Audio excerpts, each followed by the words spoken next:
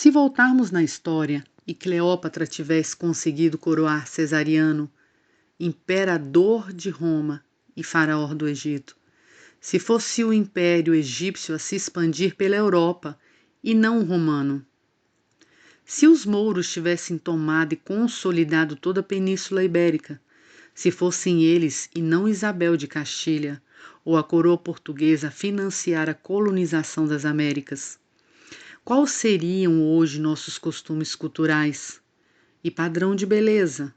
E as religiões predominantes nas Américas seriam as mesmas? Você já questionou a realidade da sua existência? E os padrões sociais que você vive? Você sabe o que é cognição social? Saindo do mundo das teorias de realidades diferentes, voltando à nossa realidade. Podemos enxergar o racismo como uma cognição social? Nascemos racistas ou aprendemos? Se aprendemos, podemos desaprender?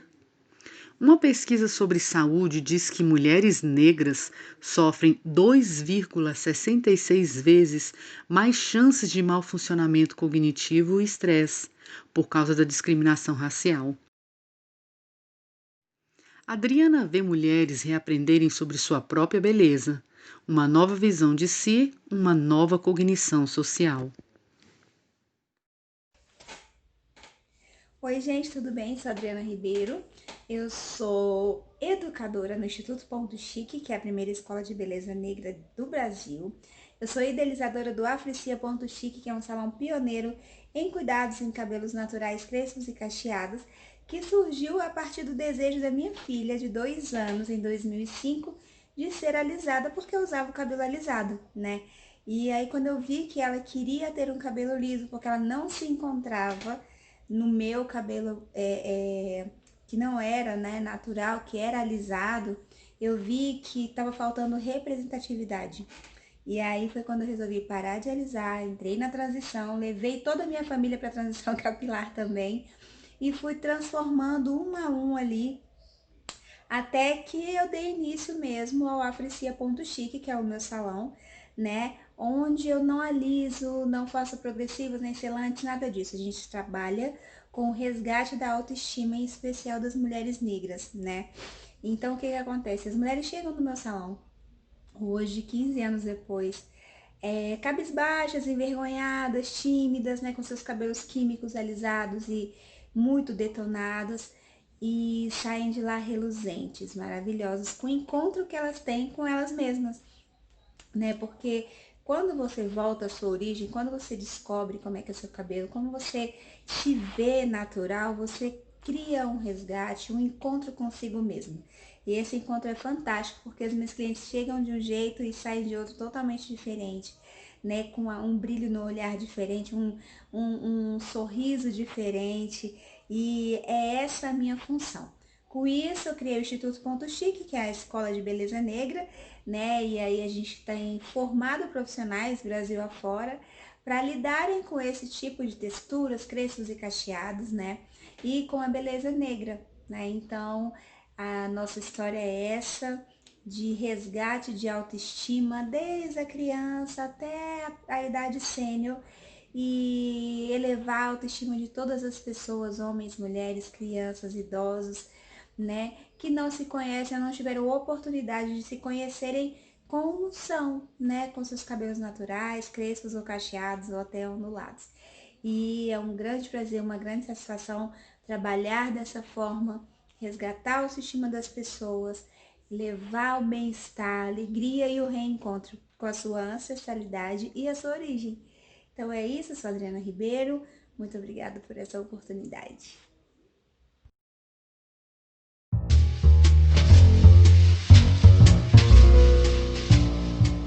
Olá, eu sou Derson Maia, presidente nacional do Frente Favela Brasil e doutorando em Direito pela UNB. A noção que se trabalha do indivíduo ou do sujeito, né, é uma noção que sua ontologia leva a esse marco histórico do Estado moderno, que é uma pretensão dos franceses lá atrás de se colocarem como sujeitos universais, como exemplos de sua humanidade, né? Consolidando-se como uma noção de sujeito universal.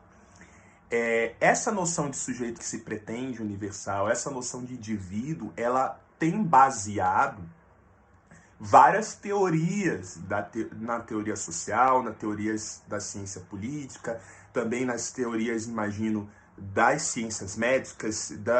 Essa noção, né, essa categoria de indivíduo, ela é utilizada, que é, na sua essência, uma noção de um sujeito branco, de um indivíduo branco. Então, quando eu estou falando de indivíduo, eu estou falando desse marco histórico que nasce pensando o branco enquanto universal. Toda a experiência de avaliar o adoecimento, por exemplo, na área da psicologia, com esse indivíduo, com esse sujeito, é a partir da experiência branca, né? Da saúde mental das pessoas brancas, né? E isso acaba gerando uma dificuldade muito grande de trabalhar os efeitos que o racismo provoca na saúde mental da população negra e dos efeitos que ele provoca para esse ser negro. Por quê? Porque a noção de ser para nós, que somos sujeitos também e reivindicamos nossa humanidade, ela não é focada na individualidade, nessa noção branca de se entender no mundo, mas é uma noção de composição, uma noção do todo. Então eu não sou eu sou todos, né? Eu sou todos os que foram, todos os que são e todos os que serão, né? E isso, quando a gente abdica desse entendimento para passar a nos adequar dentro dessa modernidade e nos entender como indivíduo, há um processo muito longo dentro do consultório ou dentro da discussão da psicologia para chegar nessa noção, né? Nessa vivência, nessa experiência, porque não é a experiência que as famílias negras e que as pessoas negras construíram. Por mais que a gente sejamos negros da diáspora, né? Não estamos no nosso território mãe, ainda assim nós somos atravessados, né, por essa memória de se entender coletivamente.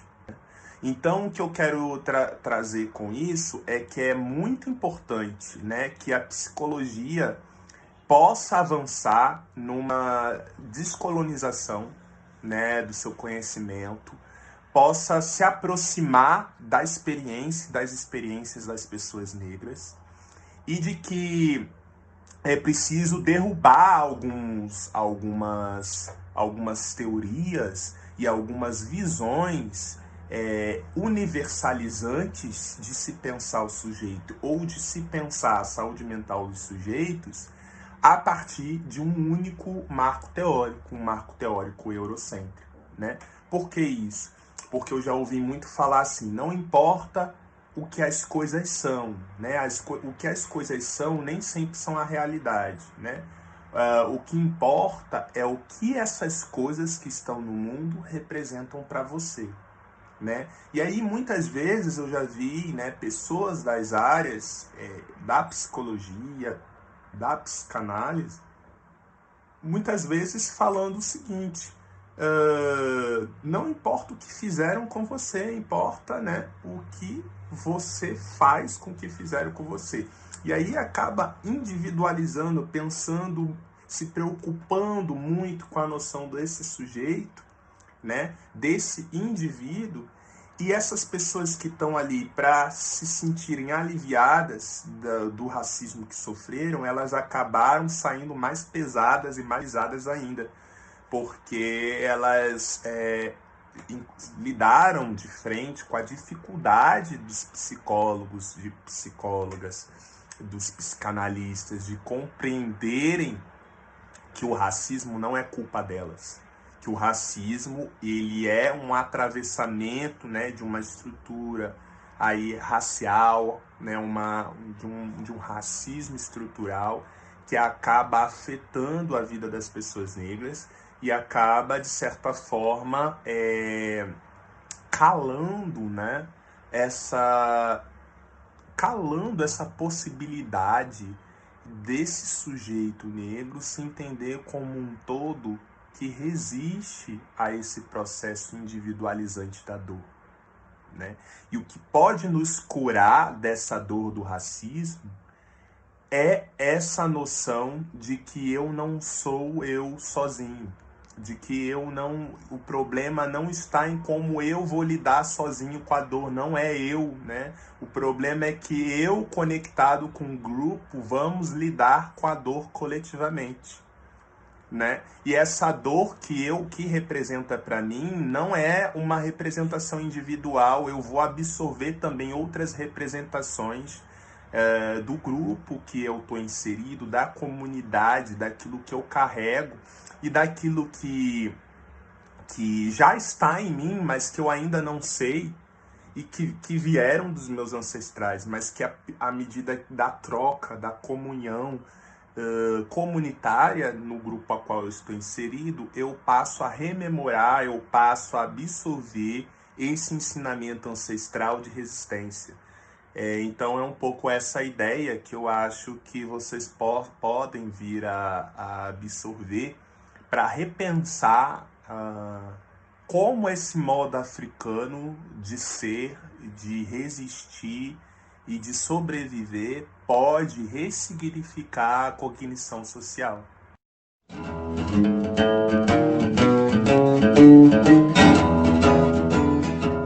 Olá, eu me chamo Vinícius Dias, sou psicólogo e atendo a maioria de pessoas negras na minha clínica.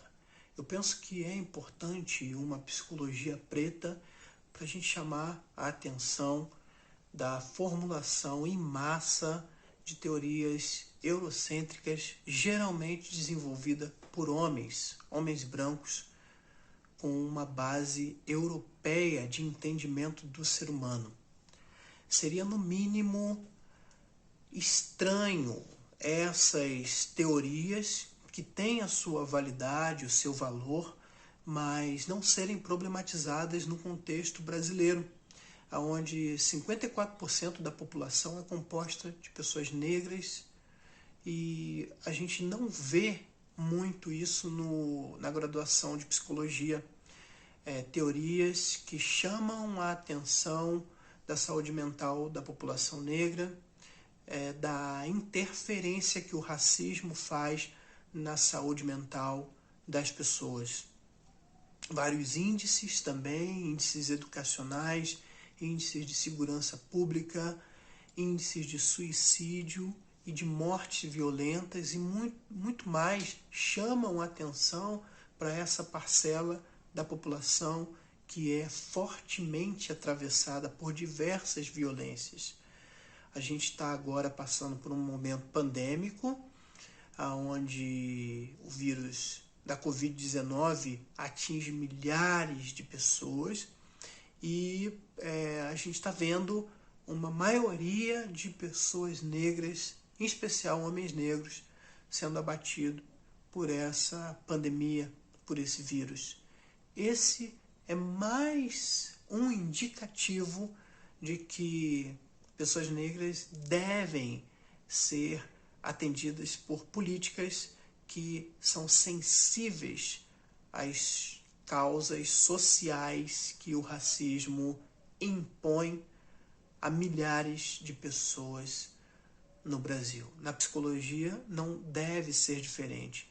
Por isso os teóricos como Neuza Souza Santos, Virgínia Bicudo, Lucas Veiga, Juliano Moreira, Maria Aparecida Silva Bento devem constar nos currículos, na formação em psicologia, porque essas pessoas estão falando da maioria da população que é negra no Brasil.